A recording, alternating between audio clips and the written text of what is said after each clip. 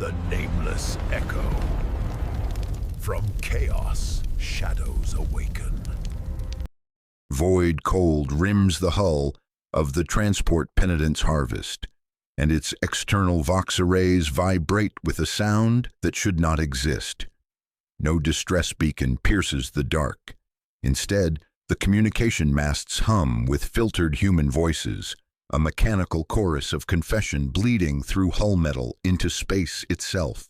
The rhythm remains constant beneath the words 3 beats, pause, 2, the cadence of institutional suffering. This is not the work of rogue sadists. What common citizens call torture ships represents precision machinery within the Imperium's calculated economy of fear, information extraction, and psychic management. These vessels operate under explicit warrant, their methods documented in triplicate, their yields measured against quarterly projections. They are policy made manifest in void steel and human flesh. 4 distinct vessel classes bear this burden under Imperial law. The black ships of the Adeptus Astra Telepathica harvest psychers through containment protocols that blur into interrogation. Ordo Hereticus Questionum craft serve as mobile platforms for truth extraction beyond planetary jurisdiction. Ecclesiarchal redemption barges stage mass penance as traveling theater. Naval penal hulks convert disciplinary problems into servitor components through systematic attrition.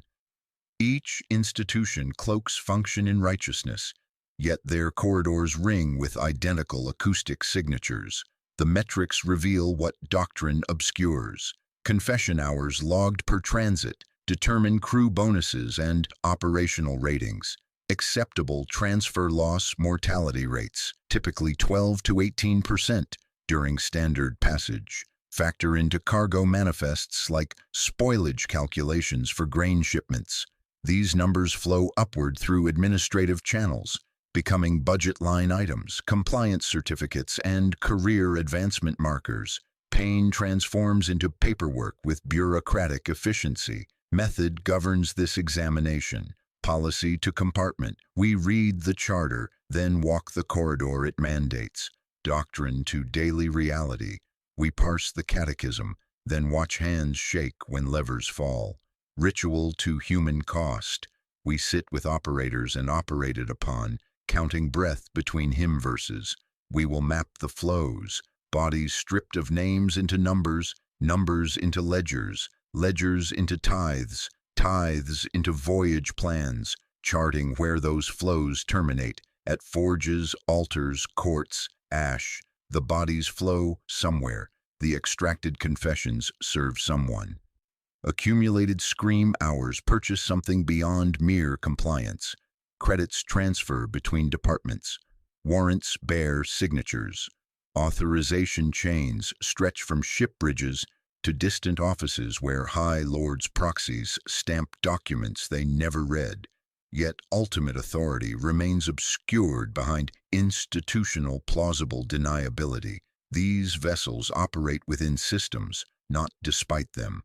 Their captains follow regulations, not personal sadism. Their crews earn pensions, not damnation. The Imperium has industrialized suffering with methodical precision, applying the same systematic approach used for munitions production or tithe collection. The vox arrays continue their mechanical chorus as penitent's harvest disappears into warp translation. The sound fades, but the rhythm persists. 3 beats, pause, 2, marking time until the next transit, the next cargo, the next quarterly report stamped with acceptable losses and mission parameters achieved. 2 questions remain locked, like bulkheads we will open later. Who signs the warrant of itinerant excruciation, and what transforms human suffering into bureaucratic currency within Imperial systems? Imperial memory preserves the lineage of sanctioned suffering through institutional accretion spanning millennia. The black ships of the Adeptus Astra Telepathica emerged during the Great Crusade's earliest decades as containment vessels for psychers destined for Terra's golden throne. Their original mandate spoke of custody and sacred translation, yet practical necessity bred methods that resembled punishment. Untrained psychers died screaming in null-field chambers. Dampening technology required restraint systems indistinguishable from torture apparatus. The acoustic signature became their calling card. 3 beats hammered against bulkheads. Pause 2 more, as machine spirits learned to recognize the rhythm of contained anguish. What began as psychic security established a template for all subsequent Imperial detention. The Horus Heresy's fires forged the next evolution. Loyalist commanders discovered that planet-bound tribunals could not extract intelligence fast enough for a war fought across light years. Ordo Hereticus Questionum craft emerged as mobile interrogation platforms, bypassing local jurisdiction through roving mandate. Truth required extraction before it endangered anyone else, and the Void provided legal sanctuary from provincial obstruction. Their charters quoted unity and vigilance, while their decks replaced judicial benches with restraint thrones and evidence chambers with confession galleries. Ecclesiarchal redemption barges took shape more gradually. Post-apostasy pilgrimage vessels transformed into theaters of portable penance, staging mass confessions in orbit over delinquent worlds. Spectacle served doctrine through externalized fear. Citizens watched their own sins, ritualized into collective purification, while collection plates filled on schedule. The same bulkhead rhythm marked prayer intervals and compliance cycles alike. Naval penal hulks arose from pure logistics necessity. Fleet commanders required disposal solutions for mutineers, deserters, and press-ganged criminals without contaminating regular crews or tying up operational warships. Mothballed transports received servitor manufactories and resource reclaimers. Bodies entered as disciplinary problems and emerged as components or corpse starch. Records showing admirable waste reduction. The Adeptus Mechanicus provided conversion expertise in exchange for first selection rights on suitable candidates. Each institution cloaked function in righteousness through charter fragments and catechism. Black ship captains invoked the Emperor's personal mandate for psyker containment. Questionum operators cited inquisitorial authority over heretical investigation. Redemption barge confessors referenced ecclesiarchal jurisdiction over souls requiring salvation. Naval provosts followed articles of void discipline regarding resource optimization. Legal language created distance between operators and consequences through procedural abstraction. Between these lineages sits Edict 800 2.M38, the sanction of itinerant excruciation. Archival whispers describe it as harmonizing legislation, converting improvised void-based interrogations into audited protocol. The document allegedly established common metrics for confession extraction, mortality calculations, and interdepartmental cargo transfers, while introducing deliberate fog at accountability junctions. Proxy sigils replacing signatures, outcome-based evidence supplanting cause-based oversight. The first contradiction emerges through acoustic analysis. Black ships officially prioritize containment over punishment, yet operational surveys record identical low-frequency patterns across all vessel types. The 3-beat, pause 2 cadence appears in maintenance logs as structural harmonics while matching documented interrogation timing protocols. Doctrine claims different purposes. Practice reveals convergent methodology. Legal framework transforms systematic cruelty into administrative procedure through linguistic precision and jurisdictional complexity. Pain becomes enhanced interrogation. Death becomes transfer loss. Screaming becomes confession extraction metrics. Multiple authorities create bureaucratic spaces where responsibility diffuses across departments, ensuring no individual bears direct moral burden for institutional necessity. What specific authorities did Edict 802.M38 grant, and what did it deliberately obscure through careful omission? The legal scaffolding enabling these operations represents a lattice of deniability welded to doctrine, where overlapping authorities create jurisdictional immunity through deliberate complexity. Inquisitorial roving mandate supersedes all planetary jurisdiction, granting questionum craft territorial sovereignty wherever they translate from warp space. Local governors cannot inspect cargo manifests or question detention protocols. The Ministorum exercises cura animarum, spiritual jurisdiction over souls requiring salvation, positioning systematic suffering as sacramental obligation rather than punishment. Imperial Navy authority flows through articles of void discipline, treating human cargo as naval stores subject to standard wastage calculations during transit. Military necessity justifies conversion processes that would constitute murder planetside but register as efficiency improvements in void-based operations. The Administratum provides ultimate validation through outcome auditing while maintaining deliberate blindness to methodology. Quarterly reports demand confession yield metrics and resource optimization percentages without examining extraction techniques or mortality causes. This creates operational freedom while preserving bureaucratic oversight, transforming systematic torture into statistical success through numerical achievement rather than procedural review. Ledger culture reveals the machinery's true nature through categorical precision. Transport manifests categorize cargo by sin type rather than individual identity. Heretical tendency, seditious utterance, psychic manifestation, conscription avoidance. Each category carries predetermined truth extraction coefficients and expected attrition rates. Quarterly confession yield quotas certify compliance with purgation schedules, measuring spiritual cleansing through quantified suffering. Numbers follow, never names. Scream meter uptime exports as clean integers to audit cogitators. Operator bonuses rise or fall on confession hour decimals. The regret ledger represents bureaucratic fiction acquiring policy force through institutional repetition. Confessor militant logbooks record sin expenditure calculations, how much pain purchases, which truth, which confession balances what heretical debt.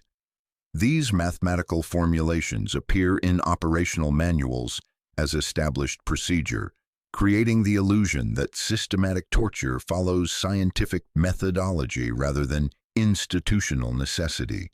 Junior officers learn to calculate suffering like munitions expenditure, viewing actions as necessary transactions rather than inflicted cruelty. Administrative stamps provide procedural completion certificates. Servitorization clearance authorizes biological conversion. Biodisposal waiver permits organic waste processing. Ecclesiarchal witness seal certifies spiritual compliance. Each stamp transforms human destruction into departmental approval, replacing moral decisions with bureaucratic procedures. The warrant of itinerant excruciation itself bears no direct signatory, only High Lord proxy sigils routing authority through inquisitorial channels. This absence creates constitutional mystery while providing plausible deniability. Multiple departments benefit from operations while avoiding direct responsibility. The proxy system suggests torture ship authorization represents institutional consensus rather than individual command. Legal framework transforms cruelty into administrative procedure through linguistic precision and jurisdictional fragmentation. Pain becomes enhanced confession protocols. Death becomes acceptable transfer loss. Systematic torture becomes purgation efficiency metrics. The machinery operates through bureaucratic momentum rather than personal malice, creating distance between individual operators and collective outcomes. Fuel consumption and confession hours appear on identical voyage summaries with matching tolerances and mirrored thresholds. Administrators maintain that correlations justify attention. Ships with steady confession profiles arrive with fewer incidents. Budget predictability keeps supply chains operational. Yet audit prose remains careful, verbs passive, responsibility diffused. The hidden signatory question persists, as does the administratum's rigorous confession hour auditing methodology. The excruciation decks occupy central vessel positions, their ceramite floors slanted toward drain grills that channel effluvia into subdeck reclamation systems with mechanical precision. HIM emitters mounted in overhead arrays broadcast at frequencies calibrated for psychological penetration rather than devotional comfort. 3 beats, pause, 2, the rhythm bypassing conscious resistance while maintaining plausible deniability as sacred music. Shock sockets blink green acceptance and red review at numbered stations, their brass plaques listing permissible instruments, maximum duration protocols, and disposal priorities in the clinical language of sanctified procedure. Adjacent confessional galleries stage mass penance through tiered amphitheaters where benches face central platforms under harsh floodlights. Servo skulls drift overhead, sampling stress hormone concentrations, while vox baffles convert individual words into rhythmic chant cadence, transmitting devotional patterns without intelligible meaning. Sightlines prevent eye contact between penitents, eliminating solidarity formation while ensuring complete visibility from armored observation galleries where crew monitor proceedings through reinforced viewing ports. Below lie the quiet floors, psychic dampening zones where null field projectors embedded in bulkhead matrices suppress warp sensitivity through controlled environmental pressure.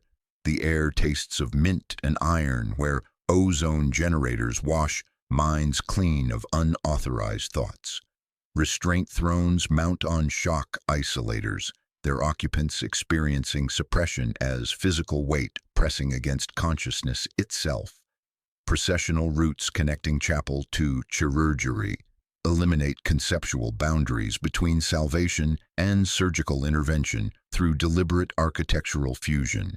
Penitents follow prescribed pathways where confession transforms into medical procedure without conscious transition. Sacred incense masks, antiseptic odors while blessed hymns drown surgical sounds, creating unified sensory experiences that conflate spiritual purification with physical modification. Bleed water reclamation systems capture all organic waste through deck-mounted collection networks feeding into purification chambers where tech priest acolytes tend biological recyclers. Nothing receives disposal. Blood becomes nutrient paste. Tissue becomes protein supplements. Bone becomes calcium additives. The economic efficiency satisfies administratum optimization requirements while maintaining ecclesiarchal blessing through consecration rituals performed over recycling apparatus. Vox baffles throughout vessel corridors prevent intelligible speech transmission, while permitting operational coordination through percussion-based communication codes. These acoustic filters create isolation between compartments, while allowing crew coordination through rhythmic patterns that sound like prayer even during emergency procedures. Machine temples house turbulator cogitator arrays, tended by specialized tech priests who process confession recordings into quantified metrics.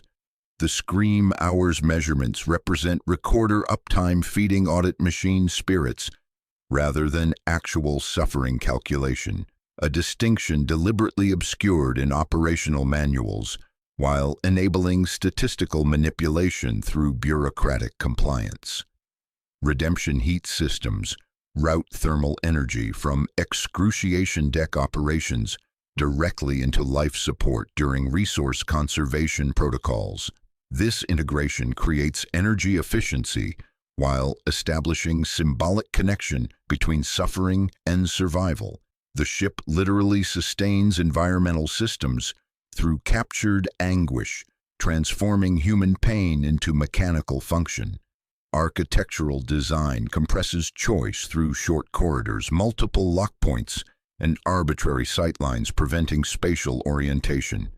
Emergency lighting operates on intermittent cycles, disrupting temporal awareness while maintaining minimum safety compliance. Crew and captives navigate predetermined routes, eliminating alternative pathways, creating behavioral conditioning through environmental constraint where every structural detail reinforces Imperial control. Why route waste heat from excruciation decks directly into life support systems? Who monitors the cogitator arrays, and what reports flow upward through Imperial hierarchy? Morning begins without morning aboard the penitent's harvest, announced by ventilation's slow exhale and the dimming of red strips that implies mercy never arrives. Chirurgeon adept Veles counts suture wire spools like altar candles. 47 meters blessed, 12 unblessed, 9 returned from flesh with kinks hammered straight. Each coil receives whispered purity seals, while bone staples clink into trays. His ledger margins carry short prayers for steadfast hands, treating surgical supplies as sacramental inventory, where pain suppressor doses calculate against confession yield projections, maintaining consciousness during extraction while preventing resource-wasting shock death. 3 decks above, Confessor Militant Corvin rehearses homilies designed for psychological penetration rather than spiritual comfort. He tests cadences against a brass metronome, 3 beats, pause, 2 timing scriptural phrases for maximum entry into fatigued thought. His catalog of resistances includes flippancy, offered martyrdom, and the empty stare, each paired with tailored parables and calibrated silence. Voice modulation exercises bypass rational resistance through tonal manipulation, transforming doctrine into psychological warfare while maintaining plausible deniability as legitimate spiritual guidance. Naval Provost Dane practices different liturgy through favor trading networks that distribute guilt and reward via controlled corruption. She controls observation slit access, 5 minutes viewing unbroken stars, the vessel's most coveted privilege. Extra ration chits circulate through her office, their exchange tied to punctuality, silence, and willingness for undesirable tasks. Favors move like currency, quiet bunking traded for contraband disappearance, incense forgiven for informant names. Her private ledger lists debts, not sins. All accounts balance eventually. Below, junior tech priest Zeth tends scream meter cogitators while breathing through copper-taste rebreathers that filter something beyond incense. He polishes optic pickups and resets machine spirits, accepting today's confession hours, figures signifying recorder uptime more than actual agony, though ritual withers the distinction. He whispers binaric pacifications, then palms a charm scratched with 3-pause-2 rhythm, superstition-made policy. When meters jitter, he taps casings like correcting choirboy pitch. Coping mechanisms prosper in sanctioned cracks. Crew develop knuckle litanies, rapping blessing sequences against fingers during difficult procedures. Whispered saint bargains create psychological distance. Spare my hands, I sign ledgers without protest. Keep sleep empty, I report friends. Calendrical blindness assists compliance. Shifts drift unnamed, days unmoored. Ship clocks divide time into tasks, not dates. Memories flatten, anniversaries lose teeth. Workplace creed organizes guilt through rotation, where everyone signs regret ledgers weekly, signatures proving vigilance, not confession. When extractions extend, blame rotates like duty watches. No individual owns harm, therefore all own it. Survival taxes accrue through margins. Candle stubs trade for news. Syrup spoonfuls for observation slit glimpses. Piety collapses into procurement masquerading as devotion. Shift-end hymn hammers through plating. 3 beats, pause 2. Temporal boundaries set as percussion. The refrain underwrites operator belief. If we falter, worse escapes. Truism and license enabling hand movement through systematic necessity. This rhythm becomes workplace heartbeat, synchronizing activities while providing psychological anchor during operational stress. Personnel unconsciously tap patterns during routine tasks, cadence bleeding into personal behavior until individual identity merges with institutional function. The copper taste rebreathers suggest protective function beyond spiritual purification, incense or functional necessity disguised as sacrament. What happens when confession hour quotas fall below? Administratum expectations? The prisoner ecosystem aboard Imperial Torture Ships stratifies human wreckage according to institutional necessity rather than judicial process. Heresy suspects occupy upper detention tiers, middle Hive citizens whose neighbors reported seditious utterances during food riots. Conscription dodgers fill intermediate compartments, young men who fled recruitment sweeps only to discover fates worse than regimental service. Hive undercity sweeps provide bulk inventory, gangers, addicts, unemployed masses whose disappearance registers as population optimization. Hooded psychers cluster in dampened sections, their null collars blinking status lights, while suppressing abilities that might have served the Golden Throne under different circumstances. Leverage hostages from noble families occupy isolated cells, their comfort purchased through family compliance, their suffering calibrated against political necessity. Intake ritual strips identity through guilt catechism, administered by servo skull interrogators, broadcasting recorded accusations in endless loops. Names dissolve into alphanumeric case numbers through systematic erosion. Someone eventually accepts culpability for something, transforming citizen into penitent through bureaucratic attrition. The process requires no truth, only submission to categorical assignment. A woman from Sump Level 9 becomes Case 4471 Gamma. A noble scion becomes 2203 Delta. Numbers ink onto wristbands that stain with sweat until the band becomes the person. Internal barter economy emerges through scarcity management, where water trades for prayer beads carved from waste plastic. Silence purchases warm duct proximity during heating cycles, and information buys brief respite from questioning sessions. A smuggled rag of incense commands 10 heartbeats of privacy. Older detainees sell stories of successful hearings to younger prisoners drowning in despair. Black market transactions moderate institutional cruelty while implicating all participants in survival networks that transform victims into accomplices. Guards profit through controlled corruption. Trustees skim from every distribution. The system digests resistance by converting it into commerce. Temporal disorientation serves control through illumination manipulation. The woman from Sump Level 9 marks days through fingernail scratches on her thigh, maintaining sanity through calendrical routine until discovering ship lighting resets on irregular cycles.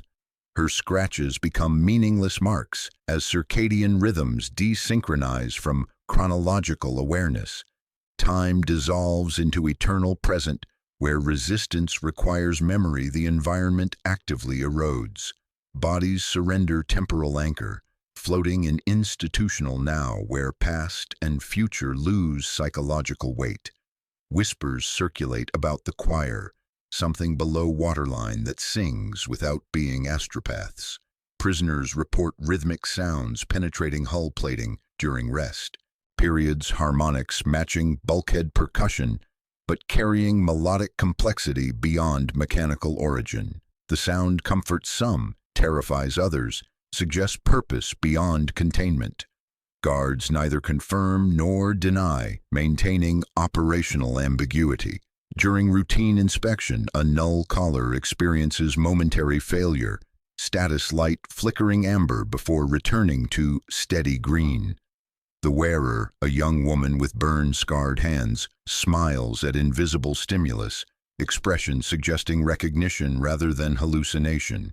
The moment passes without incident. Collar function resumes. Documentation records equipment malfunction requiring maintenance review. Camera observes without explanation, maintaining documentary objectivity while seeding questions about system stability.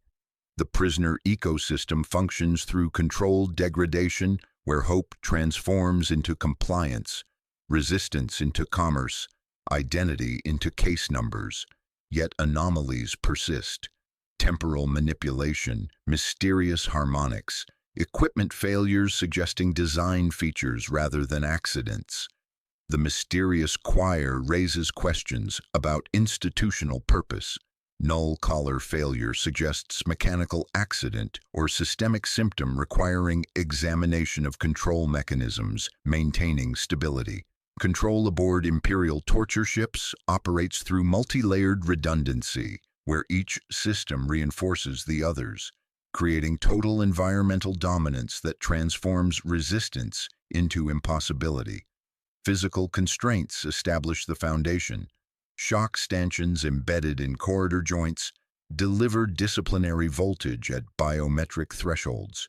Restraint thrones mounted on assembly line rails slide between processing stations with mechanical efficiency, and air-thin corridors narrowed by ribbed ducting prevent congregation while forcing single-file movement under constant observation. Emergency bulkheads stage lock in pairs. Opening one requires hearing the other seal, teaching submission through architectural inevitability. Cognitive manipulation operates through perpetual confession drills, where prisoners recite guilt catechisms until personal history dissolves into institutional narrative. Rotating blame assignments prevent solidarity formation while distributing culpability like ration chits. Today's informant becomes tomorrow's accused, creating paranoia networks that consume emotional energy, otherwise directed toward resistance. Randomized sleep schedules desynchronize circadian rhythms, preventing predictable routine that might anchor psychological stability. Minds fragment under temporal chaos, surrendering coherent thought to institutional management. Spiritual conditioning frames suffering as currency toward the emperor's balance ledger, transforming pain into piety through doctrinal mathematics. Confessor militant Corvin walks detention tiers, reciting calibrated litanies that assign value to endurance, discount silence, and grant indulgence for cooperation arriving on schedule. His homilies teach that agony purchases communal safety, as if confession were convoy escort, as if screams could be tallied beside Prometheum reserves. Pain becomes prayer. Death becomes final tithe payment. Surveillance apparatus monitors compliance through servo skulls, analyzing fear hormone concentrations in recycled atmosphere, plotting heat maps of panic down to individual bunks. Vox wards convert intelligible speech into chant pattern transmissions, preserving operational security while enabling behavioral analysis. Machine temples process recordings into metrics. The administratum understands. Confession hours rising, deviation declining, transfer loss within acceptable variance. The turbulator arrays blink steady green. External oversight arrives at catastrophic timing. Roving commissariat audit translating mid-transit. Launch clamping to dorsal spine with ritual brutality. Commissar Captain Valerius and his administratum scribes demand immediate reconciliation. Scream hours versus confession yield ratios. Attrition rates against operational plans. Redemption heat captured against life support expenditure. They speak in ledgers. They do not remove their gloves. Under audit pressure, Confessor Militant Corvin accelerates extraction schedules to raise productivity curves. Procedures designed for measured psychological breakdown receive temporal compression that eliminates safety margins, transforming systematic torture into frantic efficiency exercise. Junior Tech Priest Zeth, copper taste rebreather fogging at edges, reports incoming warp front disturbance through Auspex readings showing reality fluctuations approaching vessel trajectory, environmental hazard requiring navigational adjustment during critical audit period. The bulkhead hymn shifts, 3 beats, pause, 2, and spaces between beats grow thin. Lighting trims to austerity protocols, lock points cycle faster, herding bodies like current through narrowing channels. All buffers disappear, no spare bunks, no roster slack, no tolerance in timing. Redundancies intended as mercy become liabilities under audit. Spare generators idle to prove efficiency. Medical bays repurpose as holding pens to increase throughput. The vessel becomes single taut line drawn across moving void. From below waterline, low vibration threads through decks, almost musical. Auditors mark nothing but crew cadence quickens unconsciously.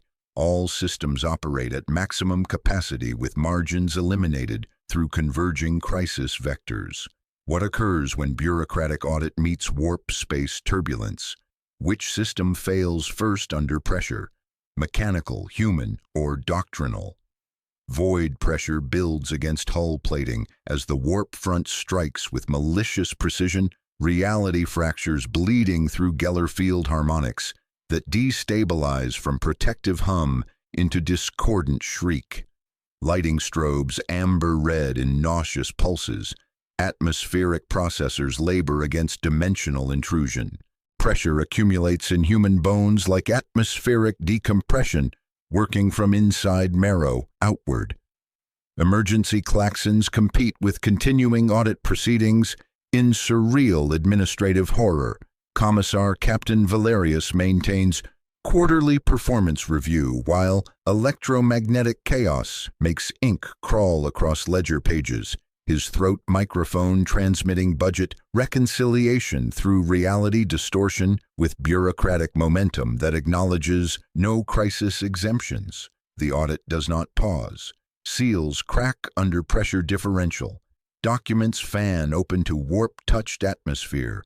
Styluses scrape slate in rhythm, matching the vessel's new, sick heartbeat. Valerius recites article numbers while his scribes tally confession hours against projected yield, treating dimensional instability as scheduling inconvenience rather than existential threat. The administratum recognizes no authority higher than proper documentation, not even collapsing space-time. On quiet floors, null collars short in sequence, status lights flickering amber before dying completely as psychic dampening fails during critical suppression periods. Case 2203-Delta gasps at sudden sensory expansion, mind-touching void currents carrying impossible harmonics. Vox baffles throughout vessel corridors stutter between chant pattern transmission and raw acoustic transparency, converting sacred rhythm into mechanical seizure as machine spirits consume corrupted incense bleeding through ventilation systems. From below waterline, the rumored choir rises, deep, rhythmic, purposeful, no longer whispered speculation but undeniable reality threading through hull vibrations with intentional cadence. The sound resonates in chest cavities and deck plating simultaneously, harmonics that bypass hearing to vibrate directly in bone. 3 beats, pause, 2, but deeper than bulkhead percussion, carrying melodic complexity beyond mechanical origin. Door logic fails along security boundaries as electromagnetic interference cascades through control systems. Magnetic locks disengage, pressure seals rupture, corridors flood with bodies moving in panicked streams through passages designed for controlled single-file movement. The vessel's careful population management dissolves into human chaos as heresy suspects collide with conscription dodgers, noble hostages stumble through underhive sweeps, hooded psychers navigate by senses beyond sight while their restraints spark and fail. Bulkhead hymn hammers off rhythm. 3 beats, pause, pause, 2, pause, as machine spirits labor against warp-taint transforming devotional apparatus into conduits for dimensional interference. Confessor militant Corvin raises emergency litanies at maximum volume, his voice competing with reality distortion while maintaining spiritual order through doctrinal repetition. His throat strain meets psychic pressure. Words blur into mechanical chanting that sounds increasingly like the choir's harmonic undertone. Naval Provost. Dane reads pressure charts and makes operational calculation. Section 9 vents to vacuum through emergency atmosphere purge. Bodies disappearing into void death with administrative efficiency, while her ledger records atmospheric maintenance incident. Population problem resolved through environmental control. Rumor answered with final solution. Frozen corpses drift past viewports, expressions locked in surprise rather than understanding. Junior tech priest Zeth reaches scream meter altar as turbulator cogitators register cascading system failures. Dropping metrics doom careers through audit failure, but Geller field harmonics ride close to catastrophic amplitude. Phase slipping toward mathematics mortals cannot survive. His copper taste rebreather fogs completely as he calculates desperate options, falsify readings and face execution, or spike inputs and risk mechanical heresy. Between readouts, another curve climbs, pain resonance feedback loops that might anchor vessel consciousness against warp current drift. He unseals limiter boxes and reroutes meter feedback into pain engines. Cogitators register maximum confession hour extraction as amplified suffering creates psychic weight stabilizing dimensional transit. The choir below responds with increased harmonic intensity, their purpose revealed through crisis necessity. Sanctioned cargo whose synchronized agony provides navigation assistance during warp turbulence. Machine spirits accept enhanced pain input as legitimate ballast. Geller harmonics stabilize around human anguish, converted into mechanical function. Suffering becomes anchor chain. Redemption heat blooms through life support coils. Excruciation deck operations accelerate to match artificial metrics. The numbers climb beyond operational parameters into theoretical maximums. Pain purchases passage. Agony ensures arrival. The choir's subterranean song aligns with enhanced rhythm as reality settles into survivable distortion. Order returns imperfectly but sufficiently. Emergency lighting holds steady amber. Pressure equalizes at survival minimum. Door systems resume magnetic engagement. Audit continues with unstoppable momentum. Commissar Captain Valerius completing quarterly review while stepping over debris, recording irregularities noted alongside mission parameters acceptable. His stamps approve performance metrics that would condemn entire regiments under normal circumstances, yet crisis transforms exception into precedent through bureaucratic necessity. The choir falls silent as warp translation stabilizes, their purpose fulfilled through systematic intervention. Confessor Corvin lowers his hands but continues mouthing litanies. Provost Dane stares through viewports showing only warp pressure and star memory. Zeth reseats limiters while wiping blood from override controls. No one names their actions. They file updates, meet quotas, breathe sweet warm air recycled through redemption heat systems. Camera holds on. Viewport frost crystals form during atmosphere venting. Ice formations ringing with remembered harmonics. Crystalline structures encoding sound patterns that speak of intentional music rather than random suffering. The crystals preserve acoustic memory in frozen water, suggesting melody beyond mechanical origin while maintaining documentary objectivity about witnessed impossibilities. What exactly constitutes the choir, and why does amplified suffering steady Imperial vessels? Why do auditors accept irregularities that would condemn entire regiments? The choir's true nature emerges through crisis revelation, stripping away operational euphemism to expose systematic institutional design. Below waterline, in compartments absent from passenger manifests, latent psychers occupy restraint matrices arranged in precise harmonic intervals, 12 voices active, 8 in recovery rotation, 4 undergoing medical maintenance. Their suffering operates on calculated schedules, not random cruelty, producing specific psychic frequencies that stabilize Geller field harmonics through sympathetic resonance. The arrangement represents sanctioned cargo rather than detention, their anguish calibrated like instrument tuning to provide what Imperial doctrine terms psychic ballast against warp space turbulence. This system lacks technical necessity, but carries cultural imperative through acquired legal force spanning millennia.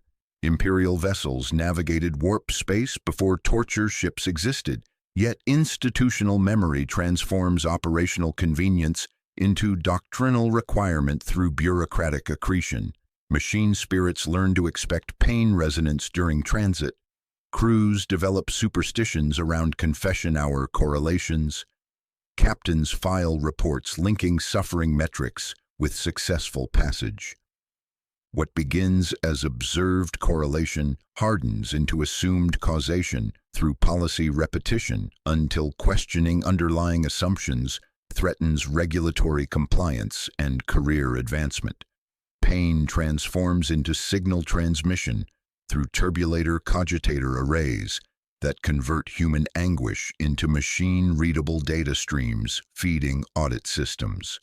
The administratum treats scream hours as compliance proxy measurements, providing numerical certainty that shields vessel captains from censure during successful transits. High confession yield ratios indicate proper spiritual maintenance.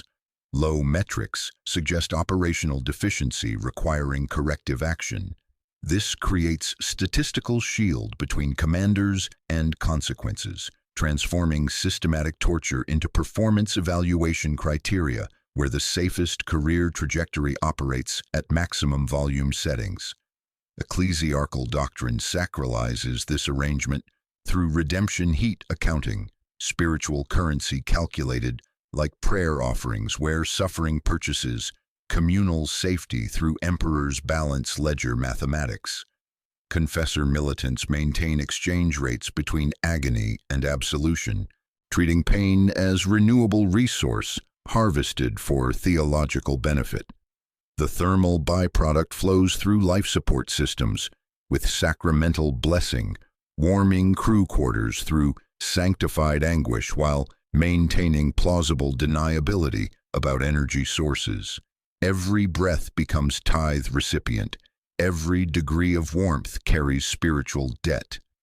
Audit acceptance during crisis reveals the Imperium's operational prime directive. Stability supersedes purity. Throughput supersedes methodology. Commissar Captain Valerius stamps approval for irregularities that would condemn entire regiments because successful transit validates any means employed during passage. The administratum prioritizes arrival over method, measuring outcomes rather than examining procedures. Bureaucratic success shields operational horror from moral scrutiny through numerical achievement, creating precedent where survival purchases retroactive virtue. Legal framework provides systematic justification through Edict 802.M38's hidden clause, immunizing itinerant excruciation when mission continuity risk exceeds 0.37 threshold. This statistical qualifier grants broad discretionary authority for extreme measures, effectively legalizing systematic cruelty by labeling it operational prudence. The threshold operates through subjective command assessment rather than objective measurement, transforming torture from criminal act into authorized administrative procedure. Law creates institutional room for systematic cruelty through linguistic precision that converts moral horror into policy compliance through procedural abstraction. The warrant of itinerant excruciation carries no direct signatory, only masked authority braided from senatorum practice and inquisitorial deniability. Proxy sigils protect the authors, while enabling systematic operations that digest entire civilizations through fear converted to metrics, metrics converted to budgets, budgets converted to operational requirements. Once institutional momentum establishes cultural expectation, questioning becomes negligence, compliance becomes virtue, maximum suffering becomes minimum career risk. Imperial vessels maintain choir operations not from mechanical requirement, but cultural imperative reinforced through legal immunity and bureaucratic reward systems. The machinery operates within regulation rather than despite it, revealing torture ships as precision instruments in calculated policy rather than aberrant cruelty. Pain generates auditable piety currency flowing through departmental ledgers, while bodies process toward destinations serving broader imperial resource management. If pain generates auditable piety currency, who profits materially from these calculations? What becomes of processed bodies and broken minds upon reaching imperial destinations? Systematic comparison across imperial torture ship classifications reveals functional convergence beneath doctrinal divergence. Each vessel type optimized for specific extraction while producing identical outcomes through specialized methodology. Black ships of the Adeptus Astra Telepathica prioritize containment over interrogation, yet systematic questioning occurs when heresy threatens choir integrity or astropathic contamination risks cascade failure. Their doctrine emphasizes mercy through utility maximization, minimize waste, deliver psychers viable for Terra's consumption, extract only what stabilizes passage. Corridors remain quiet by design until they are not. When questions arise, they emerge as engineering problems rather than moral choices. Ordo Hereticus Questionum Craft operate truth extraction as primary mission parameter, employing pain as refined methodology calibrated like bombardment tables.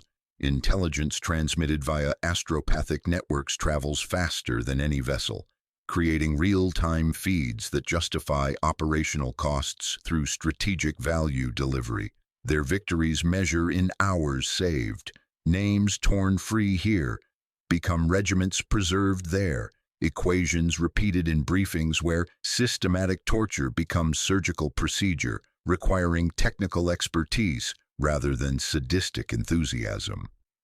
Ecclesiarchal redemption barges transform suffering into spectacle, staging mass penance theater for pilgrim world audiences through orbital confession galleries configured as amphitheaters. Population compliance increases through vicarious participation, while tithe collection legitimizes through demonstrated spiritual maintenance. Confessor militants translate agony into redemption heat and indulgence scripts, issuing absolution receipts that integrate seamlessly into administratum filing systems. Pain becomes propaganda. Public display serves social control through visible imperial justice. Naval penal hulks prioritize attrition as resource management solution, employing terror to enforce loading discipline while converting disciplinary incidents into spare components for mechanicus requisitions. Articles avoid discipline license reductions that would constitute scandal planetside but register as throughput optimization in void operations.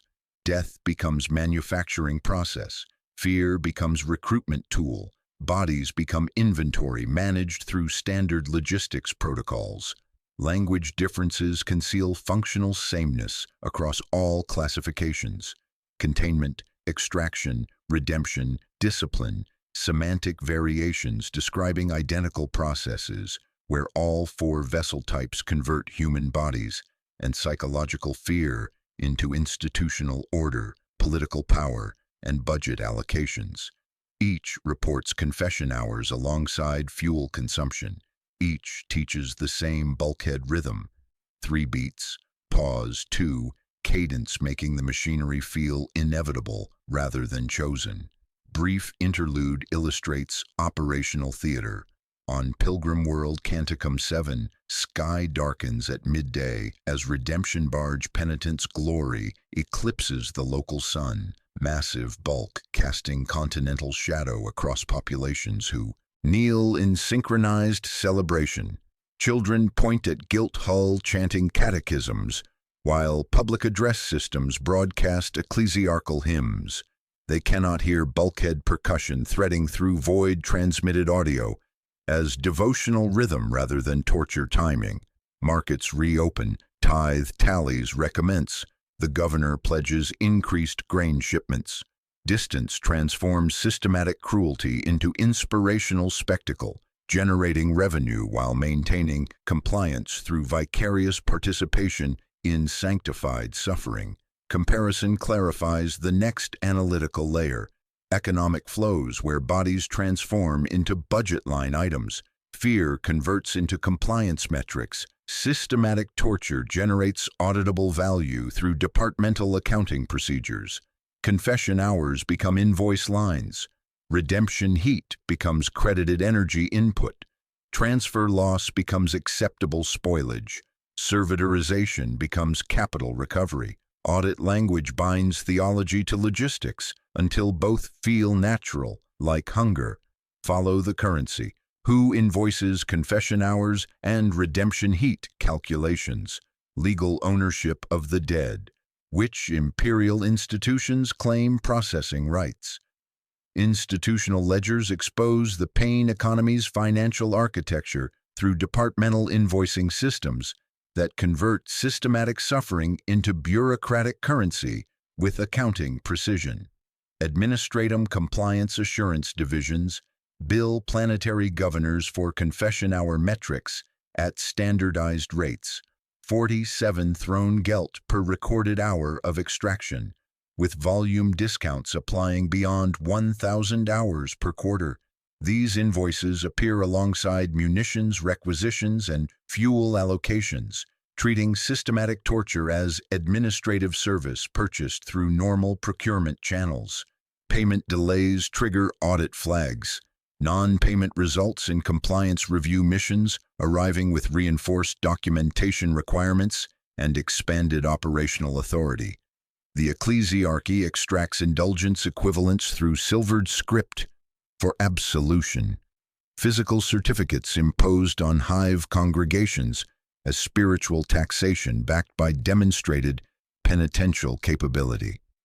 Redemption heat calculations convert captured suffering into prayer currency that populations purchase through tithed labor or monetary contribution. Confessor militants distribute absolution receipts calibrated against vessel confession yields, creating direct economic relationship between systematic torture and congregational compliance. Hive dwellers pay for others' agony while believing they purchase communal salvation through vicarious penance participation. Mechanicus forge cults exercise biomass rights through servitorization quotas met via transfer losses during imperial detention operations. Bodies failing to survive interrogation become components rather than waste, their organic material processed through tech-adept facilities that invoice the administratum for recycling. Services servitor production meets manufacturing targets while generating revenue from what civilian authorities might classify as murder victims. Death becomes industrial input. Systematic killing becomes resource optimization. Corpses become capital assets generating measurable return on investment through established supply chains. The Officio Medicae operates parallel markets, selling organic waste to gene laundries for protein recycling, pharmaceutical extraction, and biological component harvesting. Medical officers aboard torture ships maintain dual ledgers, one tracking treatment costs, another recording salvage values from unsuccessful procedures, organs, tissue samples, and genetic material flow through established distribution networks that convert human destruction into medical inventory, serving broader imperial healthcare infrastructure. Inquisitorial funding remains classified, yet flexes with declared crisis levels, torture ships operating as mobile cost centers with superior survivability versus static prison infrastructure. Orbital platforms resist planetary rebellion. Void-based operations avoid local jurisdiction. Mobile assets redeploy faster than ground facilities. Budget allocations track threat assessments, where higher danger ratings justify increased confession hour quotas and expanded operational authority. Career advancement tracks yield curves across participating institutions. Administratum auditors promote based on compliance improvement percentages. Ecclesiarchal confessors advance through confession hour tallies. Tech priests earn recognition through servitorization efficiency ratings. Naval officers gain command through successful throughput management. Professional success correlates directly with systematic cruelty effectiveness, creating institutional incentive structures that reward maximum suffering extraction through promotion and pension enhancement. Planets maintain tithe compliance by offering penitent bodies that register positively on imperial scream meters, balancing resource shortfalls through human currency. Policy notation buried in administratum regulations. Worlds' understrength on grain quotas or ore production can balance ledgers with population offerings that satisfy audit requirements through alternative compliance pathways. Governors choose between economic ruin and demographic sacrifice. In maintenance alcoves, deck children hum lullabies while sweeping incense ash, their melodies matching Vox code transmission patterns used for operational coordination.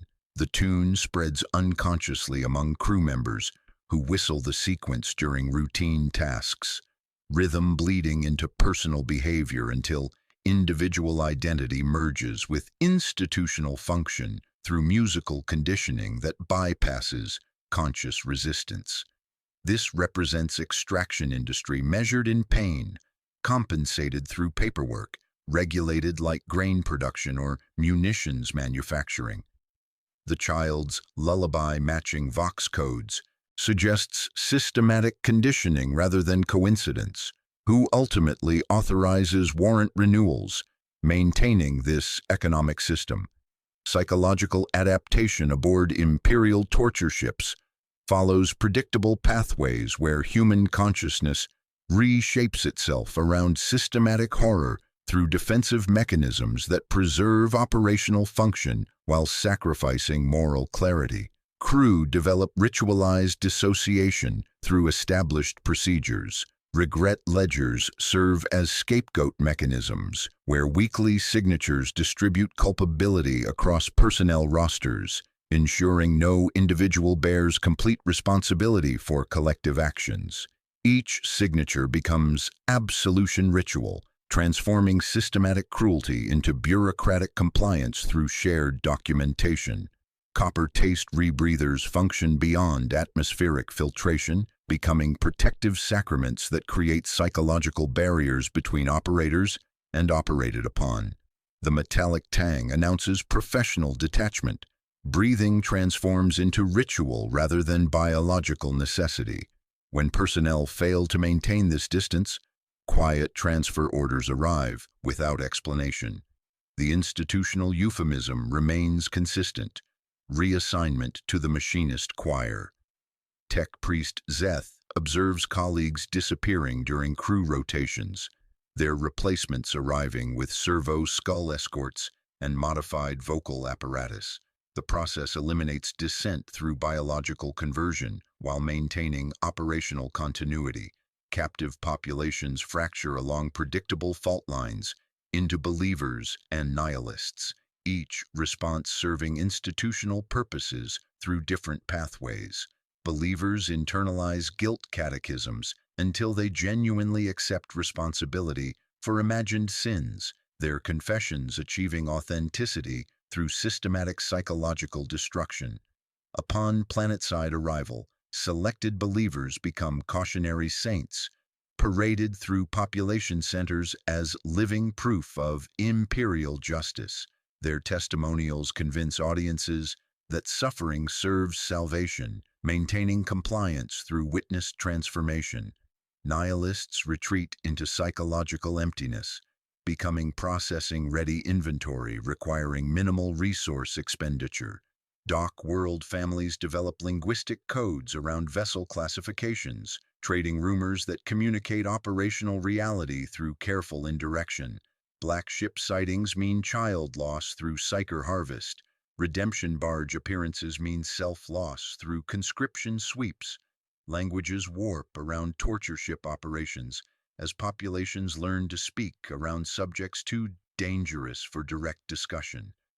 Laughter becomes dry and private. Conversations develop gaps where forbidden topics lurk. Imperial Guard correspondence reveals communication breakdown through systematic censorship. Guardsman Voss writes home about hull hymns, echoing through compartments, describing 3-beat percussion without naming source or purpose. Letters face review. Censors redact operational references while permitting emotional content. Absence communicates more effectively than presence. Families recognize omissions as warnings, learning to read between authorized lines. The lullaby resurfaces in unexpected contexts as Confessor Militant Corvin unconsciously hums Vox code transmission patterns while blessing vented deck sections, his voice carrying melodic sequences learned through environmental exposure rather than deliberate instruction. The tune spreads through crew populations like infection, bypassing conscious resistance to embed itself in daily routine through repetitive exposure. How do humans exist around machinery consuming human sound? They learn mechanical speech patterns, adopting institutional cadence until personal communication mirrors operational protocols. Conversations develop rhythmic structure matching bulkhead percussion. Emotional expression compresses into approved channels.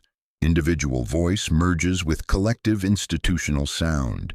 Survival disguises itself as professionalism. Professionalism disguises itself as faith. This psychological landscape creates culture able to function while not quite believing itself alive, preparing examination of whether consequential dissent exists within the system or only ritual complaint serving pressure valve function without threatening operational continuity. Does consequential dissent exist within the system or only ritual complaint?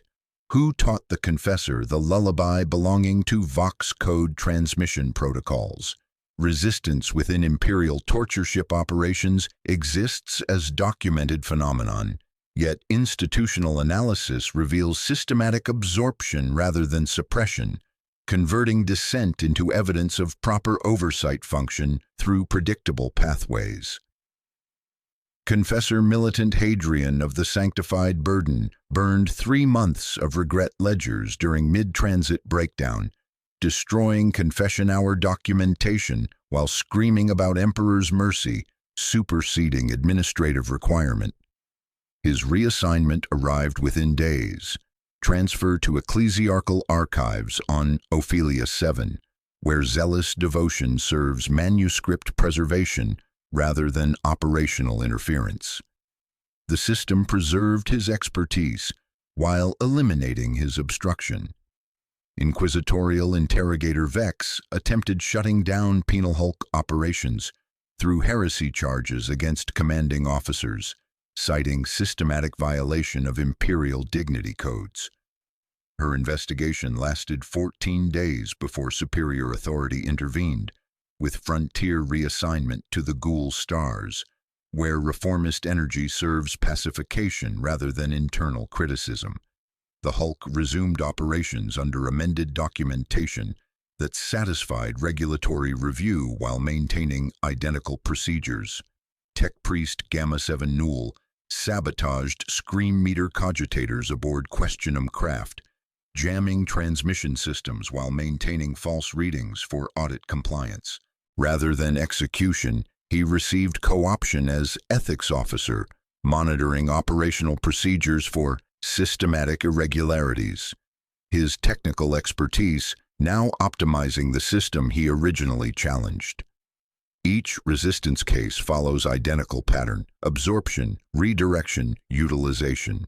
The machine digests reformers as vigilance proof, demonstrating capacity to integrate challenges without altering fundamental parameters. Authority revelation emerges through the missing signatures on Warrant of Itinerant Excruciation. These represent deliberate design rather than oversight. Authority traces to Senatorum Imperialis proxies routed through inquisitorial channels for deniability maintenance. No single High Lord directly authorizes systematic torture. Collective responsibility eliminates individual culpability while enabling institutional consensus. The proxy system creates constitutional distance between ultimate authority and operational implementation, allowing highest imperial echelons to authorize necessary cruelty while preserving plausible denial through documented approval chains that obscure rather than illuminate responsibility. Musical conditioning reveals deeper systematic integration through archival analysis. Choir cadence aligns with ancient Terran litanies preserved in ecclesiarchal records, specifically breath control hymns used by early voidfarers during warp translation. The lullaby represents corrupted staff training protocols, taught as neutral breathing technique during personnel orientation, drifting into unconscious habit through environmental saturation.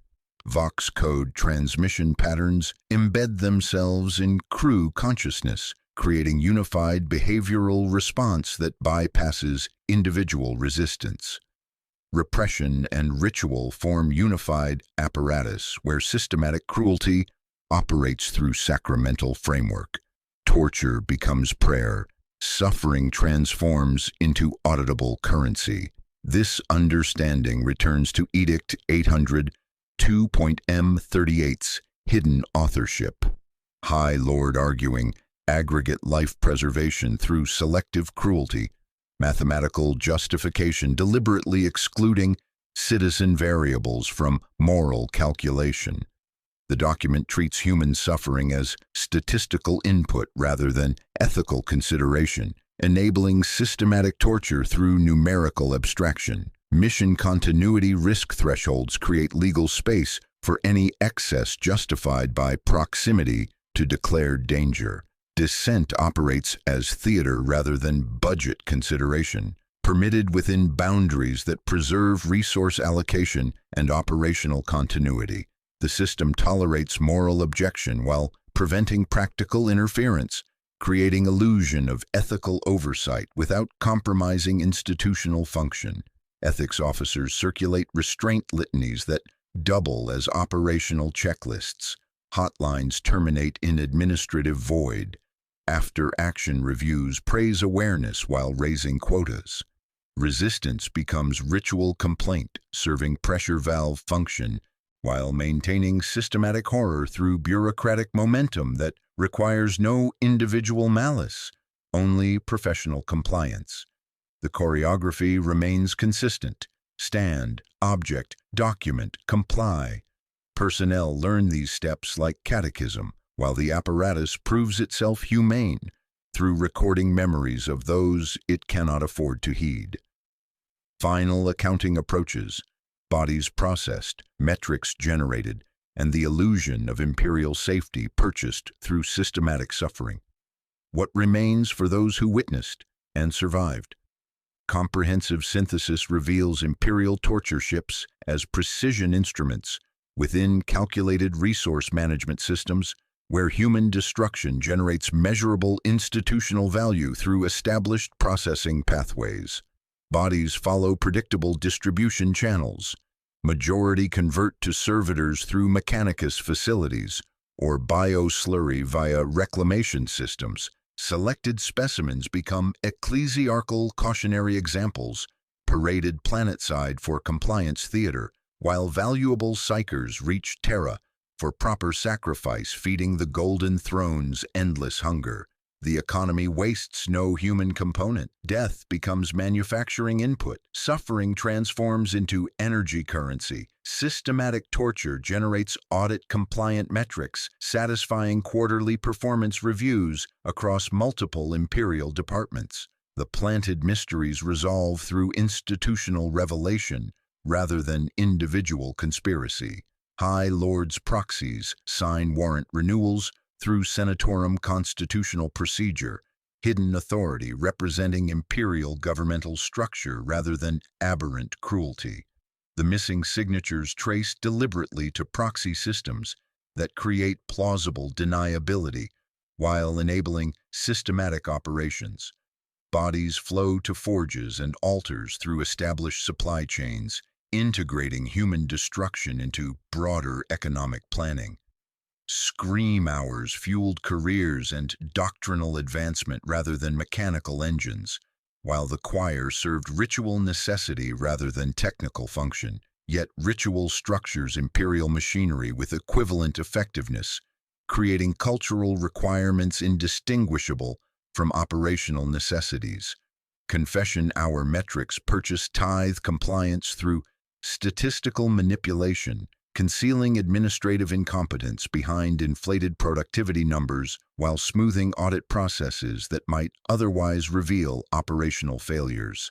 The administratum treats systematic torture as industrial process, demanding statistical oversight identical to munitions production or agricultural yield monitoring. Pain becomes a budgetary line item. Suffering transforms into departmental performance metric. Systematic cruelty operates through professional compliance rather than personal sadism. Yet these same metrics corrupt intelligence gathering through coerced testimony, extracted under systematic duress, creating information streams contaminated by desperation rather than truth. War economy calculations prioritize speed purchased through suffering over strategic accuracy, employing enforced silence to eliminate inconvenient dissent while maintaining operational momentum. The copper taste rebreathers function as ritualized coping mechanisms, providing psychological protection through sacramental detachment. The child's lullaby matching Vox codes represents systematic conditioning through training protocols that embed institutional rhythm into unconscious behavior, spreading through crew populations like infection until individual identity merges with operational function. The vox masts of the penitent's harvest continue humming with captured voices, mechanical chorus rising from whole metal into void space with rhythmic consistency marking imperial presence across star systems. Young rating Korvek, promoted post-audit for exceptional performance during crisis management, stands alone in observation blister, watching redemption barge sanctified glory diminish into void distance. His lips move unconsciously, reciting bulkhead hymn learned through environmental conditioning, 3 beats, pause, 2, cadence embedding itself in personal behavior until individual identity merges with institutional rhythm. The thesis crystallizes through accumulated evidence. Within the Imperium of man, torture ships constitute established procedure rather than hidden secret. Systematic cruelty operating through legal authorization, bureaucratic oversight, and institutional momentum requiring no individual malice, only professional compliance with established regulation. The machinery digests human suffering through administrative precision, converting bodies into resources, pain into currency, systematic torture into auditable performance metrics, satisfying imperial governance requirements. The rhythm persists beyond individual vessels into institutional memory, teaching the same lesson repeatedly across the void.